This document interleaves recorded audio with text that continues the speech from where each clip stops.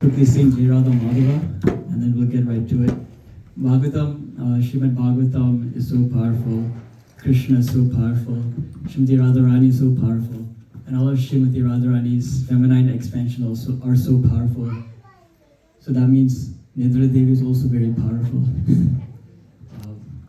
So sometimes, she influences me to feel Nidra while sitting in the audience.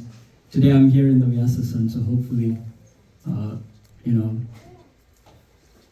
really get affected by her so much, even though I'm speaking a class.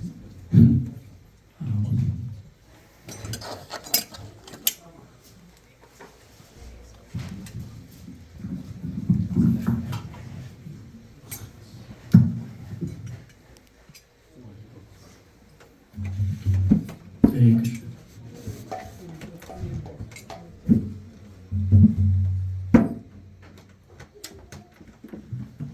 Jaya Radha Madhava Kunja Bihari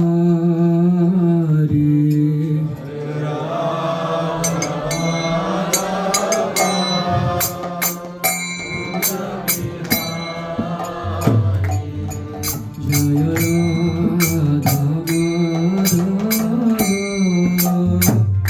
Kunja Bihari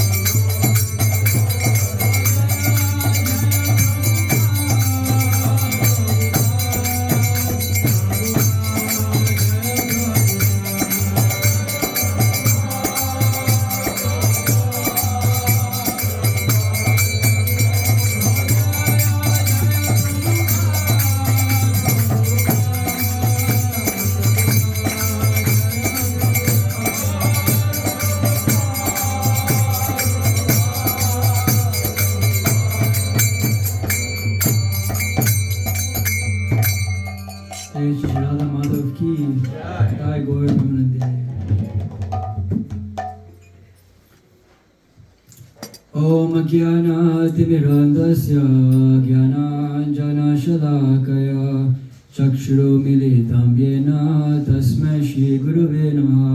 You can all chant with me. Shri Chaitanya Manobishtam Stapitam Yena Bhutale Swayam Rupa Kalamayam Dadati Swapadantikam Vandeham Shri Guru Shri Yuta-padakamalam Shri Gurun Vaishnavamscha Shri Rupam Sagrajatam Sahagana Raghunatamitam Tam Sajivam Sarvetam Savadutam Parijana Saitam Krishna Chaitanya Devam Shri Radha Krishna Padan Sahagana Lalita Shri Vishakam Vidamscha He Krishna Karuna Sindhu Dinabandhu Jagatpate Gopesha Gopikakanta Radha Kanta Namastute Tapta Kanchana Gaurangi Radhe Vrindavaneshwari Vishwanu Sute Devi Pranamami Hare Pancha Kalpatarubhyascha Kripa Sindhubhyo Yaksha Patitanam Pavanebhyo Vaishnavebhyo Namo Namaha Jai Shri Krishna Chaitanya Prabhu Nityananda Shri Advaita Gadadhara Shivasavi Gaura Bhakta Hare Krishna Krishna Krishna Hare Hare Hare Rama Rama Rama Hare Hare Gom Purti Vachalam Angam Lam Kirte Grim Yakripat Mahamade Shri Guru Dinataranam Pramananda Madhavam Shri Krishna Chaitanya Ishwaram.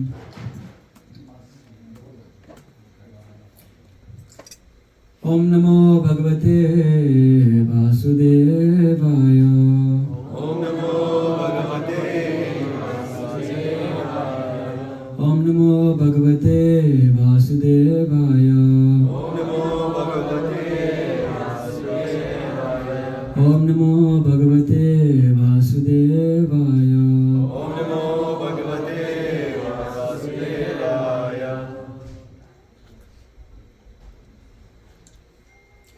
so for refreshing, no? Krishna says he's the taste of water. I just had water, so I was just reminded of that.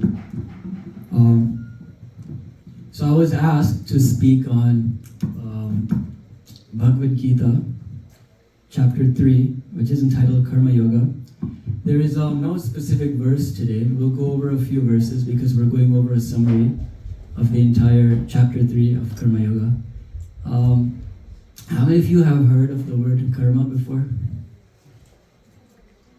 That's it? I'm sure there's a lot more of you that have heard of karma. Okay. So the chapter 3 of Bhagavad Gita, it's entitled, Srila Prabhupada has entitled it Karma Yoga. So what we'll do is, I have picked, right, chapter 3 has many verses, but I've picked a few that we can go over, and I've also broken it down to certain categories, chapter 3 into certain categories, so we can analyze chapter 3 in that manner. You'll see what I'm talking about in the later slides. His Holiness Swayam Bhagavan Keshav Maharaj, he's mentioned a very interesting point. The difference between just plain old karma and karma yoga, right? Because the word yoga means to what? Does anybody want to give it a shot? What does the word yoga mean? We keep on saying jnana yoga, karma yoga, bhakti yoga, right? We know different, types of asanas and breathing exercise that fall under the category of yoga. But what really is yoga? To what? To connect, right? To connect to who?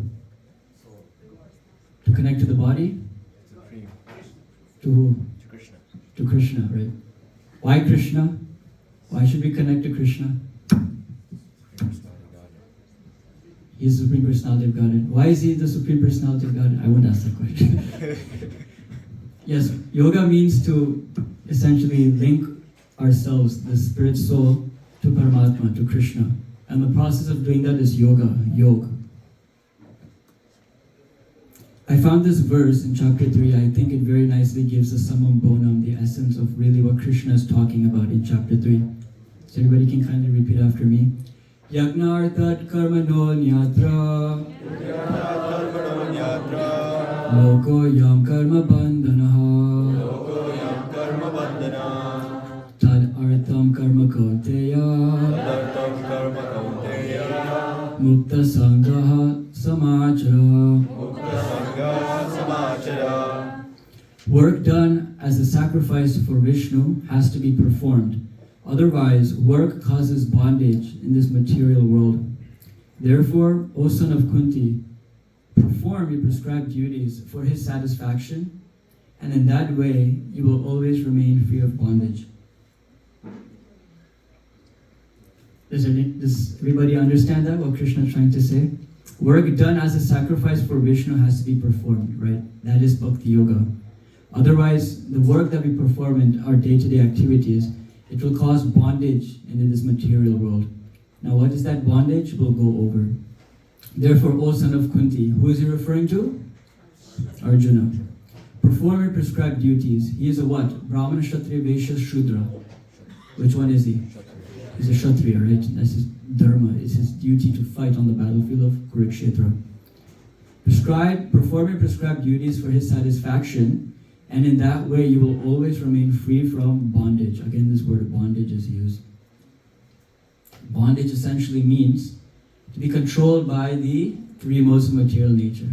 We'll go into that more in detail, what that really means. To be in control of material, to be controlled by the modes of material nature. So I've come up with this acronym, not me, there's one devotee, from him I took this acronym. It's a very nice acronym that really divides chapter 3 into 4 parts. So as you can see here, the acronym is TREE. The first letter is T, which refers to Tyaga. So Krishna, what's happening is that in chapter 2, Arjuna asks Krishna about different topics, Jnana Yoga, Buddhi Yoga, Bhakti Yoga even, Karma Yoga. Very briefly, he asks a little bit questions. He asks some questions here and there regarding these topics. But in chapter 3, what's happening is Arjuna wants a clarification from Krishna on the topic of Karma Yoga. He wants Krishna to answer his questions regarding Karma Yoga in a more deep, in a more structured way. So Krishna answers these questions of Arjuna in this chapter regarding Karma Yoga. The second letter, which is R, refers to rungs. Anybody know what rungs means? What are rungs? Does anybody know? Rungs. Right, so there's a ladder and you have those steps, so those are referred to rungs. Then we have exemplary, and then we have enemy of the soul. So as you can see, these verses 1 to 9, 10 to 16, and so forth, they all focus on a different topic. So the first one we'll get into is between verses 1 to 9, which focuses on renunciation. So text 4 is one of the verses I've chosen. Text 4 is one of the verses that I've chosen from the 1 to 9 range. Na karmanam anarambhan neshkar karmyam purushos nute na cha sanyashanad eva siddhim samadhigacchati. Not by merely abstaining from work can one achieve freedom from reaction, nor by renunciation alone can one attain perfection. Right? Not merely by abstaining from one's work, मतलब काम नहीं करने का, बस काम ही नहीं करने का और कुछ नहीं करने का, can one attain freedom from reaction, nor by renunciation, चलो सब कुछ त्याग करने का, let's just renounce everything. Tyag, that's the word for renunciation. Let's just renounce everything, and like that I'll just be in peace and I'll attain perfection. So Krishna is saying you cannot do these two things, nor by renunciation and not merely by abstaining. Right? There's a small difference between abstaining and renunciation. So Arjuna is there on the battlefield of Kurukshetra, right? All this political game is going on in Hastinapur, Kauravas versus Pandavas. Krishna has tried to convince the Kauravas as a Shanti Dud from the Pandava side. He tried to convince the Kauravas, please just give them 5 villages. Or kuch nahi chahiye Baba, just give them 5 villages and the Pandavas will be happy. And Duryodhana said, Krishna, a needle, the end of a needle, the amount of area that end of a needle takes up, even that much of land I'll not give the Pandavas. So now what can you do? You have to wage war, right? There's no other option. So the Pandavas and Kauravas, you all know, they come to the battlefield of Kurukshetra, and both the armies are standing facing each other on both the ends. Arjuna asked Krishna, oh my dear Krishna, please take me to the middle of the battlefield so I can see all of my relatives, all of my loved ones, all of the individuals who I've grown up with, different kings who have come from different areas of the world, who we, us Pandavas, have a nice relationship with, but they were fighting with the Kauravas. So unfortunately we'll have to fight them, but I want to see them one last time before I start to fight them as well. So please take me to the middle of the battlefield. So Krishna does so. And as Arjuna is seeing this scene in front of him, this is the historic, epic story of the Mahabharata, where countries, where nations from all around the world, Asia, Russia, present-day Greece, Turkey, present-day China, all these different kingdoms from all these places have come to participate in the battlefield of Kurukshetra. And Arjuna is looking at everybody, and slowly his confidence, his Kshatriya, his rage. A Kshatriya has a lot of rage, you have to understand, but that is good rage, because that rage facilitates one's actions of being a Kshatriya, if one is a Kshatriya, right? So Arjuna starts to lose his confidence, it starts to dissipate, his hand starts to become very loose, he cannot properly have a strong grip of his bow, and he starts to become completely perplexed, questioning his identity, questioning what his dharma is. Now, up till now, Krishna has been a very dear and a very close friend to Arjuna. But now it is time for Krishna to now become an instructor to Arjuna, to become his guru. The way I would have a relationship with my guru is not the same way I'll have a relationship with my friend, right? There are two different types of relationships. So what's unique with Lord Krishna, with Arjuna, is that he has a friendship relationship with Krishna, and he also has a relationship of one of being a spiritual master towards Arjuna. So Arjuna displays confusion. He's confused. What is my dharma? What am I really supposed to be doing? These are all my loved ones. Is it really worth killing all these dear souls, these souls who are close to my heart, just for some land, just for this kingdom known as Hastinapur? Everything in this world is temporary. So why should I even bother to, be part of such a big war that will lead to so much bloodshed? Why should I be part of this? This is very sinful. And his mind starts to give him different reasons of why he should leave the war. He tells Krishna, because Arjuna is also the devotee of Krishna. He also has spiritual knowledge. But what's happening is that Arjuna's worry, his dilemma, is covering his knowledge and is putting Arjuna in a very perplexed situation, so that now the stage is set for Krishna to speak the Bhagavad Gita to Arjuna. Arjuna thinks that the adoption of asceticism in a strict seclusion is something that he's supposed to do. So basically go to a secluded area, leave everything, become sadhu, and just forget about my worldly duties. This is another concept of escapism, right? Arjuna, he basically wants to escape. He doesn't want to perform his duties. Many times we also come, under similar circumstances. So many problems and difficulties are thrown at us, and sometimes we may feel like, I don't want to wake up today. I don't want to perform, my XYZ duty. I don't want to go to work. I just want to stay in bed, or, there's just so many problems at work. I just want to take a vacation. I don't want to be part of it. Let me tell my boss, mujhe 2 week ka chutti de do. I don't want to be part of this. You guys figure it out. I'm going. Sometimes these thoughts may come. And even in a broader sense, this enjoying material life, this sense gratification, this very desire to enjoy with our senses is also a way of escapism. Because we have material senses, and anything that we enjoy with our material senses is temporary. But that's not our natural desire, is it? What is our natural desire? Our natural desire is to live eternally, enjoy eternally, and be in complete bliss and knowledge eternally. And this is something nothing in this material world, or in fact this universe, cannot give us. Nothing in this universe can actually give us this true happiness.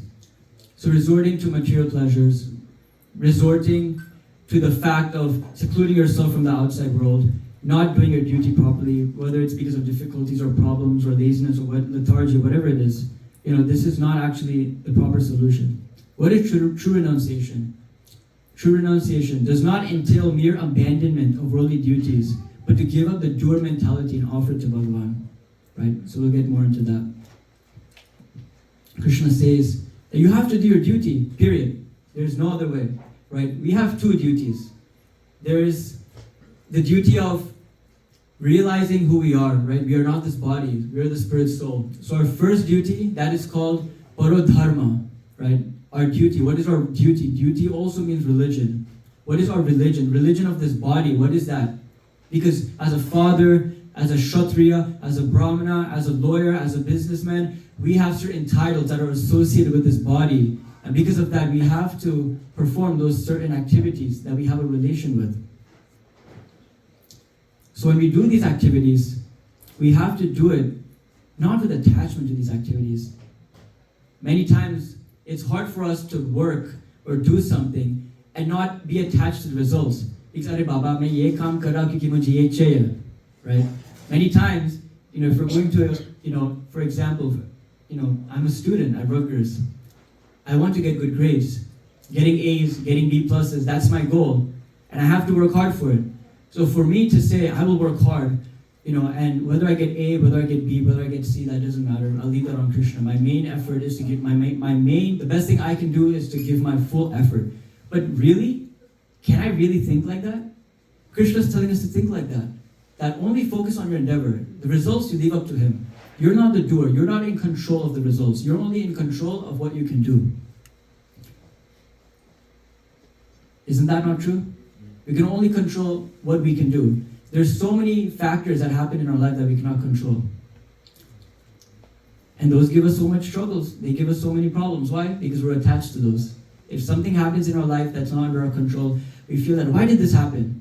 Or even if we put effort into doing something, for example, start our own business, or start anything you want to, for example.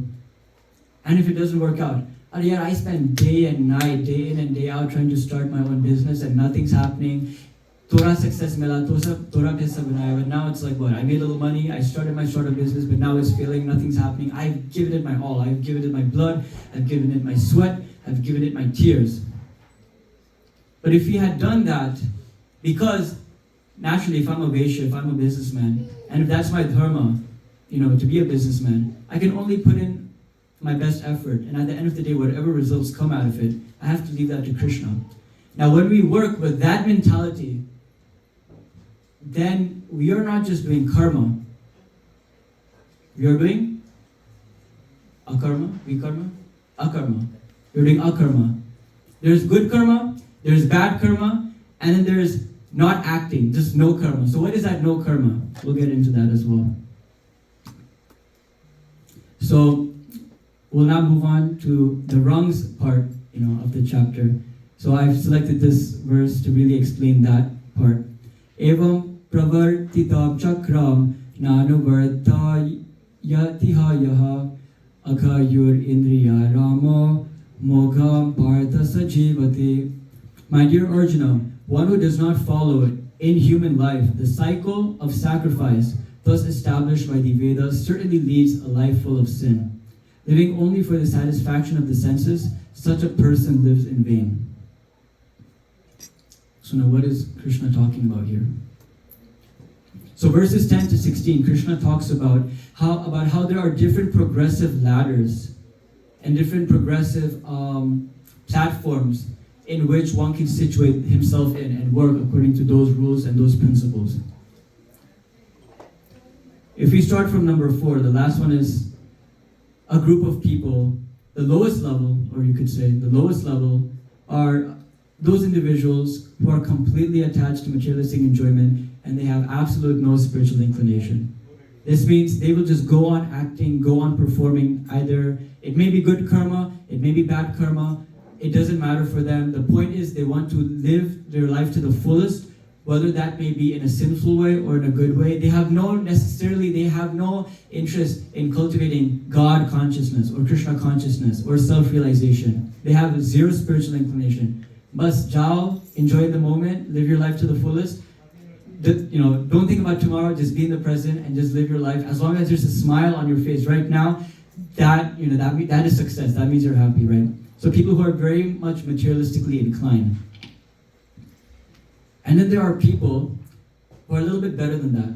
That is the karma kanda class, where people, they desire for material enjoyment, but they want to enjoy materially still by observing certain religious principles, right? When I say religious principles, it doesn't necessarily mean it has to connect directly to Krishna. Let's try to understand this point. There are so many people who may be religious. Now, when I say the word religion, I don't mean, you have to first understand what religion means. Religion means dharma, what your duty is. Duty of the body and duty of the soul. Duty of the soul is to perform Krishna consciousness, because we will awaken our inert relationship with Krishna. And then the second duty is the religion of the body. We have religion of the soul, religion of the body, which is to take care of our family, work, make money, make sure our kids are well off financially, whatever it may be. We have certain responsibilities we have as householders that we need to accomplish. So this is what religion is. According to time, place, and circumstance, Krishna himself or one of Krishna's representative comes to a certain place during a certain time for a particular circumstance. He gives a certain, Krishna or either Krishna's representative, they give a certain type of message for a certain group of people to follow. Because, for example, during the time of Lord Buddha, Buddha is none other than an incarnation of Lord Vishnu. When Lord Buddha came, he completely rejected the Vedic scriptures. We follow the Vedic scriptures by heart. Vedic scriptures are our life and soul. It is the manual of life. But when Lord Buddha came, he completely rejected. Why?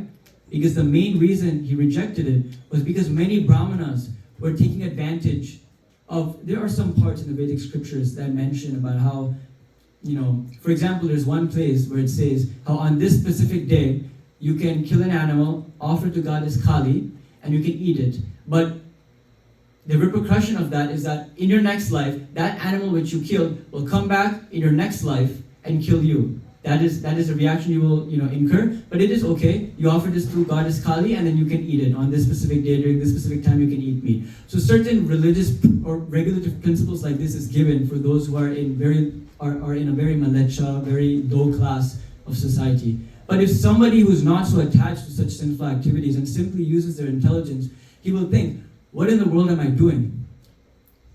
Why am I not following those higher religious principles that are directly associated with Krishna and that are not associated with, either giving myself, access to the heavenly planets or simply having a good life, my next life? I should follow those principles that are given by Shastra that will take me back home, back to Godhead.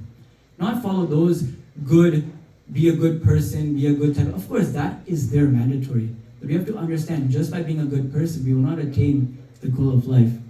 Just by having a nice birth in our next life or going to the heavenly planets is not going to satisfy our heart. Because once your time limit has ended up in the heavenly planets, you will again come back down to this earthly planet and you will again have to start, accumulating karma. And you may not know which position you're in. You may be born into a good family and a bad family. Generally, when you come down from the heavenly planets, as Srimad Bhagavatam explains, that you're given an opportunity to live, be born in a family of aristocrats or to be born in a Brahmana family. This way you have an opportunity to again cultivate Krishna consciousness and go back home back to Godhead. But Maya is so strong, anything can happen. You can come back from the heavenly planets and anything can happen, right? So you never know. So that's why we have this opportunity. We should take Krishna consciousness very seriously. So Karma Kanda, desire for material enjoyment via religious observances. For example, giving charity, opening hospitals, XYZ. There's so many good things, that are there, which is nice. But they still have no connection to Krishna or God directly. It is more about being a good person, and I should feel happy in my heart, which is a very great start. But after that, the next thing is Sakam Karma Yoga. Now Krishna brings in the word yoga, because from Sakama Karma Yoga, Krishna is directly involved. You're directly connecting your activities to Krishna. When one goes out to perform his occupational duty, what makes that Sakama Karma Yoga? What makes that yoga? When he offers a portion of his results to the Supreme Personality of Godhead. But because he's still attached, to the materialistic way of life, he's not so attached to performing Krishna consciousness or Bhakti Yoga so much still yet. But he started that process. He still has some material motivation, so he still keeps a lot of, whether it may be opulences, fame, wealth, knowledge, beauty. He's still, enjoying his opulences for himself. One good example is money, right? After that, we come to the platform of Nishkam Karma Yoga, where one accepts only necessities, offering the rest to Bhagavan. So Nishkam Karma Yoga, dear devotees, is actually the platform that we want to reach. We're all working, and we all want to come to the platform where we use everything in the service of Krishna. Over here it says, accept only necessities. That doesn't mean only accepting literally the bare necessities. I have a roof, I have some water, I have some food, and that's it. That's not what it really means. There are so many. King Yudhishthira was the emperor of the world, right? For God's sake. He was the emperor of the world. He had everything in his disposal. He could snap and get anything he wanted, but he was always Krishna conscious. He used everything for the service of Krishna. He knew that as an emperor, I have the duty to take care of these citizens. Because only when there's proper economic development, only when I'm ruling these citizens properly, do they have a proper opportunity to practice Krishna consciousness in their own household, to achieve Krishna Prema, and to achieve liberation, to go back home, back to Godhead. Yudhishthira Maharaj understood this. And because he had the blessings of Krishna, because Krishna was on his side, he was able to rule and manage, the entire Bharat Vansha. Now when we say Bharat, we think of the subcontinent India, but actually the whole world was known as Bharat Vansh. So this point of coming to the platform of Nishkam Karma Yoga is very important. The next verse, I like to transition to is this one, text 19. Tasmad asaktaha satatam karyam karma samachara asaktu hi acharan karma param apnoti purushaha. Therefore, without being attached to the fruits of activities, one should act as a matter of duty, for by working without attachment, one attains the Supreme. Right? So we've heard this many times now, to offer our results, to Krishna, to work for the pleasure of Krishna, to do everything for the pleasure of Krishna, really. But again, we are hearing this from Krishna. So now the next question is, Krishna is saying this, but we also have to understand that Krishna also himself has set an example for us. Right? I just want to really quickly go over these verses. Text 21. Whatever action a great man performs, common men follow, and whatever standards he sets by exemplary acts, all the world pursues. Right? Some of you know this verse, Yadid acharati sheshtas. O son of Pritha, there is no work prescribed for me. I'm the Supreme Personality of Godhead. There is no prescribed work for me within all the three planetary systems. Nor am I in want of anything, right? This is one of Krishna's opulence, of his 6 opulences that he has in full. One of his opulences is that he's fully renounced. He's completely established in renunciation. He doesn't need, anything. He's blissful in himself. Nor am I in want of anything, nor have I a need to obtain anything. And yet I'm engaged in prescribed duties. For if I ever fail to engage in carefully performing prescribed duties, O Partha, O Arjuna, certainly all men would follow my path. Right? So if Krishna himself did not follow these regulative principles of performing proper dharma, then naturally Krishna Bhagavad Gita bol rahe, but he's doing something else. And why would we follow? Krishna is saying something, but then if he himself didn't follow these principles, even though he is God, then many of us, when we read the Bhagavad Gita, or when we hear about the life and the precepts of Lord Krishna's pastime, we ourselves will be perplexed if we should actually follow the instructions of Krishna. So Krishna is showing here that he is also setting an example. How? When Krishna was in Vrindavan, right, Nanda Maharaj, he was the king of Vrindavan, right? Back then, business means having a lot of land, having a lot of property, doing a lot of go-seva. So Krishna was also engaged in that type of activity. When Krishna came to Mathura and came to Dwarka, he took on the role of a king. He was a Kshatriya, and as a Kshatriya, he performed his duty very nicely. And the Yadu dynasty, as we know it from Srimad Bhagavatam, it was the most powerful, was the most fierce clan that was alive 5,000 years ago. The Kauravas had the Yadu clan on their side, right? We all know that pastime when Krishna went, when Duryodhana and Arjuna went to Krishna, Duryodhana wanted Krishna's army, but Arjuna wanted Krishna. Even though Kaurava had the fiercest, the most powerful army on the planet during that time, the Yadu clan, still, because Krishna was with Arjuna, still the Pandavas, they won the battle of Kurukshetra. So my point is that Krishna, he established dharma also by himself, leading that type of a lifestyle as well. He was also king of Dwarka, and he fought, he led by the principles of Shastra as well. Verses 17 to 35, Krishna, he talks about, the actual practical process, right? So over here we talked about, the different levels of karma yoga. So, now he's talking about, which one to actually perform, what is actually practical, right? It is important to overcome material attachments through working in the world and offering results to Bhagavan, right? So that's what we have to do. So what does that mean for us? It means that anything we have within our own material life, it is important that we use that for the service of Krishna. We use our money for the service of Krishna. We use our wealth for the service of Krishna. We use our fame for the service of Krishna, to spread this Krishna consciousness movement, using our fame. To use our strength for Krishna. There are many devotees who have helped, in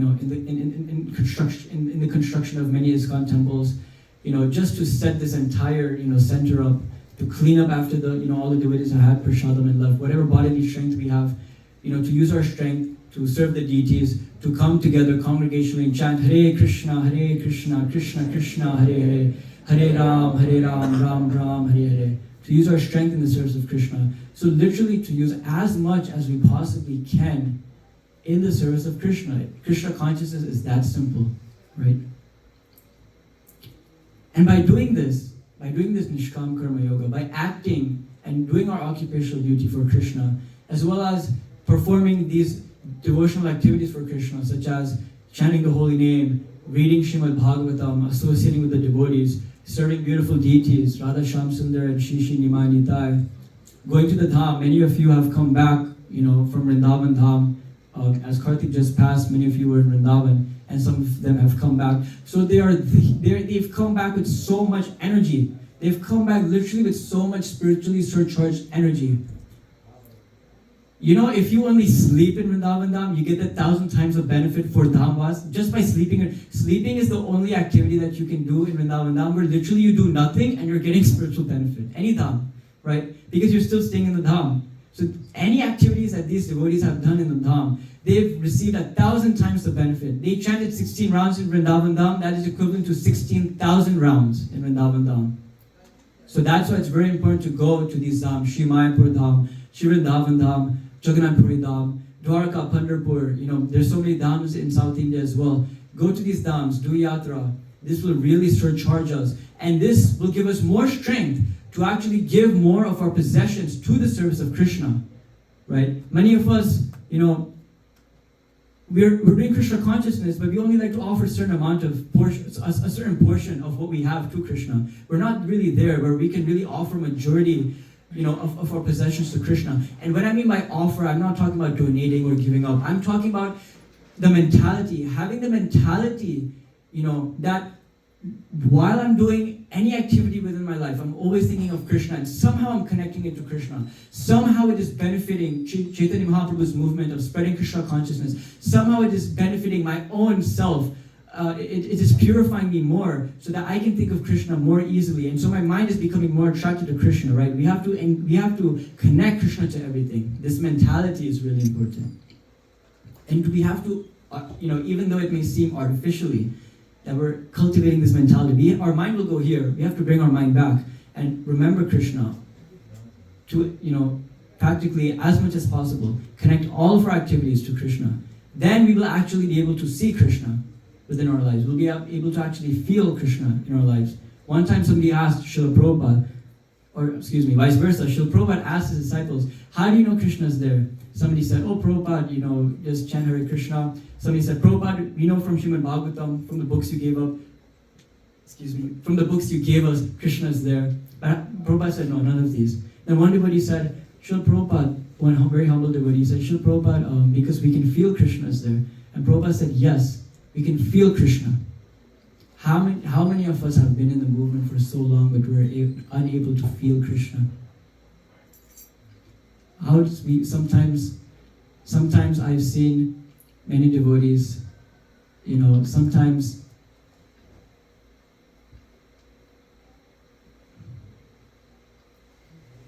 devotees, how should I say this?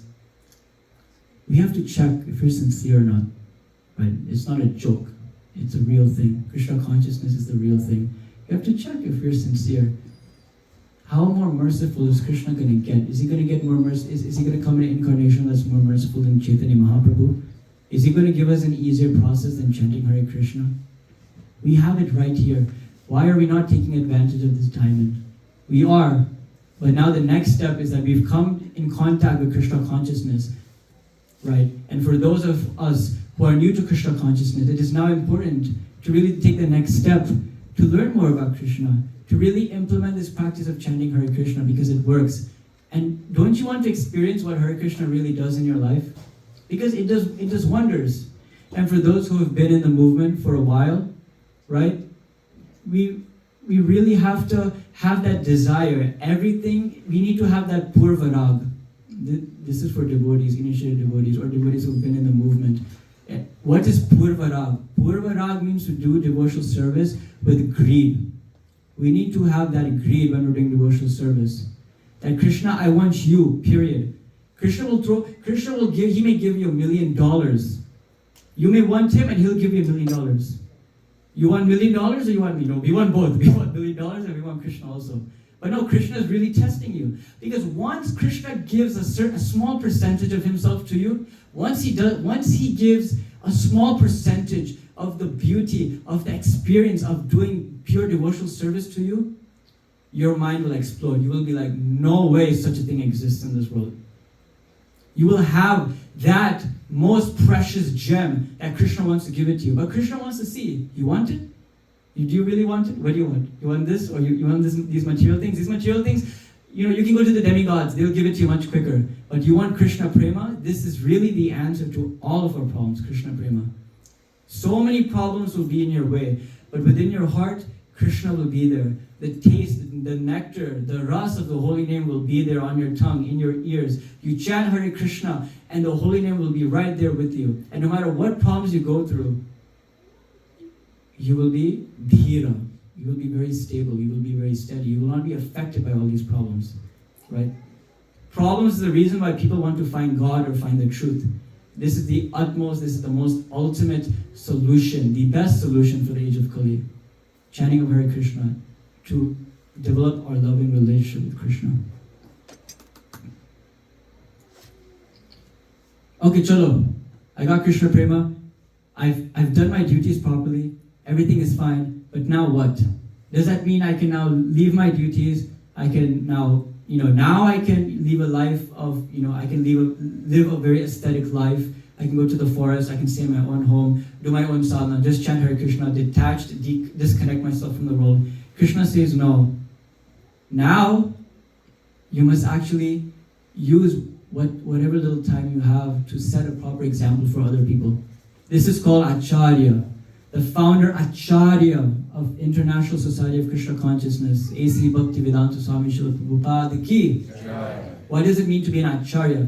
It means to set exemplary standards, and that individual also must follow those exemplary standards. That is the meaning of Acharya. If I tell here that you should chant Hare Krishna, and if I don't chant Hare Krishna, then what is the point of me telling you chant Hare Krishna? Sometimes individuals say, Prabhuji, you should do this like this. Mataji, you should do this like this. I will not do, but you should do. Sometimes that's just there. But, the question is that, are you doing? Are you chanting Hare Krishna? Are you sincerely reading Srila Prabhupada's books? Right? That is a question. Before we speak, we must do ourselves first, right? This is a very important thing. Because when we are doing for the benefit of others, that is when Krishna will actually give himself to you. There is one where we do Krishna consciousness for our own benefit, and then there is doing Krishna consciousness for the benefit of others. Japa, when we chant Hare Krishna on beads, it is very important because this is actually the life and soul of our sadhana of Krishna consciousness, is to develop our relationship with Krishna, where we develop an intimate relationship with Krishna via our Nam Japa. And when our Nam Japa is strong, and then we all come and congregationally chant Hare Krishna together, with the mridangas, with the kartals, with the wampers. These ragas that we sing in Gaurati, these ragas come from the classical raga system. Back in the day, these artists, who were so expert in singing ragas, they could sing one rag and it would be so soul-stirring that immediately clouds will come and it'll start raining. These are the power of ragas. The ragas are so powerful that it completely just changes it can change a mood of a person completely in an instant just by when you start singing a raga. So can you imagine when we sing Kirtan using these beautiful tunes, using these beautiful melodies, when we use it in Kirtan for the pleasure of Krishna, and when Srila Prabhupada, who's a pure devotee of the Lord, when he's singing for Krishna, there are so many disciples of Srila Prabhupada, they will tell you, they'll speak about those instances and they'll start crying on spot. Why? Because they've experienced something from Kirtan that they've never experienced from anybody else's Kirtan. Why? Because when Srila Prabhupada chants, he's literally chanting the pure name of Radha and Krishna. When Prabhupada chants, it is Shuddha Nam, it is the pure holy name emanating from the mouth of Prabhupada. And when he's chanting Hare Krishna, Krishna Krishna, Hare Hare, Hare Ram, Ram Ram, Hare Hare, with that purity, that is what has changed this entire, globe. It is because of Prabhupada's purity. Prabhupada always says, purity is the force. And if we want to also have a force within this movement and cultivate our own purity, then we need to follow the statement, books are the basis. Because Prabhupada's purity is in his books. And when we read his books, when we follow his instructions, we will gain such purity that will completely shackle and break, someone else's tendency to enjoy materially, and will completely attract him to Krishna. Krishna means all attractive. That is the power, that is the spiritual potency that we can get by chanting the holy name. This is the power. This is another verse I know we're over time, but I'll just read the translation. Thus knowing oneself to be transcendental to the material senses, mind, and intelligence, O mighty armed Arjuna, one should steady the mind by deliberate spiritual intelligence, Krishna consciousness, and thus by spiritual strength conquer this insatiable enemy known as lust. Verses 36 to 43, Arjuna asks the final question to Krishna, which is, Krishna, you're telling me all this, I should work, I should work in Krishna consciousness, I should work for your pleasure, I should not be so much attached to the results. My main attachment should be to perform my duty properly for your pleasure. And whatever reactions I get, from working, I should offer them all to you and I should use it all in your service. But there's something that's making me unable to follow your instructions. Right? Many of us, we're discussing Bhagavad Gita. When we go home and we pick up that bead bag, our fingers are trembling, or before our finger trembles, our mind may tremble slowly and we'll fall out, we will just fall and go to sleep. Why? What is making us, not so attached to Krishna consciousness, to chant Krishna's holy name, to not do devotional service? It is this lust. Text 33. What impels us to time and again to act improperly and against our good intelligence? It is this lust. Because we all want pure love. We want Krishna prema. We want pure love. But the perverted reflection of pure love is what? Lust, right? It is lust. And lust doesn't only mean, in regards to sexual indulgences, but lust also means, to hanker for certain materialistic objects, to hanker for material fame, material wealth, material strength. Even lust means to be a so-called pretender and externally look like a renunciate, when one internally, he's actually hankering, for material things. He just wants people to give him money, and like that he'll enjoy, right? We have so many fake bogus babas and gurus, who do all these things. So this is actually also a form of lust. To enjoy materially means lust, right? And this hardcore tendency that is there within us is propelling us to go away from Krishna, not towards Krishna, right? This lust, this desire to want to seek immediate gratification, abandoning beneficial activities that will actually properly help us grow and develop Krishna consciousness properly. Seek immediate gratification, abandoning beneficial activities. Yeah. Gambling, illicit sex, intoxication, and drinking. These things are all, very temporary, ways of happiness. Somebody may feel lazy. Let me just go make some quick money like that. I just want to enjoy myself. Let me just go find somebody and enjoy with him or her. I'm so depressed, but she left me, we were dating so nicely, but she left me, now I'm all, stranded. All these Bollywood movies, this is what they show, Laila, Bablu, whatever, all these movies. I don't know these names, but, they're all together and then somebody leaves and then the guy's ekdam parishan mein hai, he does his hair like this and he's just looking in the mirror, kya ho gaya mujhse?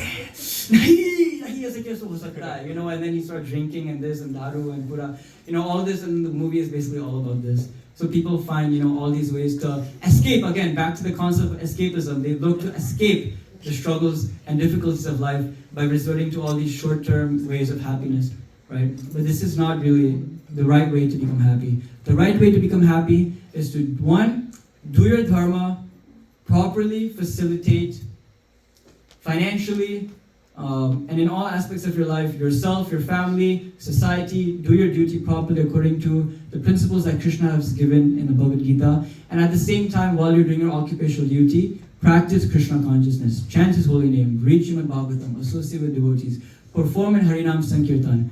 From 1 p.m. to 9:30 p.m., 9:30 p.m. on December 21st, we're going to have non-stop Sankirtan Yagya. Sometimes devotees will come, chalo 4 baje aate, 3 baje aate, chalo chalta hai, kya hai usme, prashadam ke time jate, koi problem nahi hai. But can you imagine, you eat a heavy breakfast, come here, sit in Kirtan, and just chant pour your heart out and just focus on the holy name, and chant the holy name that entire day, or at least for half of the entire day, and see what happens to you. See what happens to you when you associate yourself and you are part of a kirtan, and when you're actually pouring your heart out. See, this is, Mataji just rung the bell, this is confirmation. Krishna wants you to come, perform kirtan, pour your heart out. Then Krishna will reciprocate with you. Because we cannot do it alone. We need everyone's help. We all need to come together and pray to Krishna together to please come and save us from this material existence. And how do we do that? By coming together and performing Kirtan, right? And this is what Srila Prabhupada has come to give us. Prabhupada changed the entire globe just by sitting in Tompkins, how do you say it? Tompkins?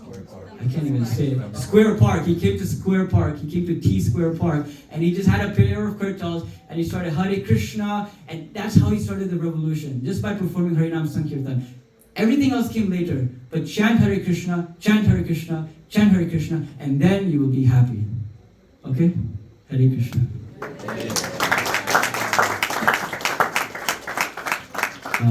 Maybe one quick question. I know Ruti Mataji is, I know we have to rush for it. I'm just kidding. I know we have to rush for I'm also very hungry.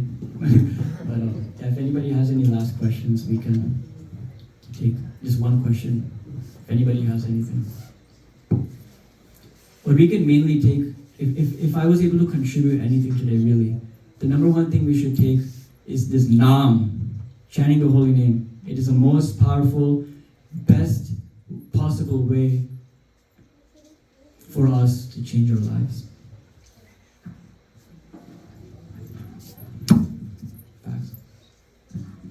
Does anybody have any questions? One question? If not, then we can head over to the next part of the program for Shala.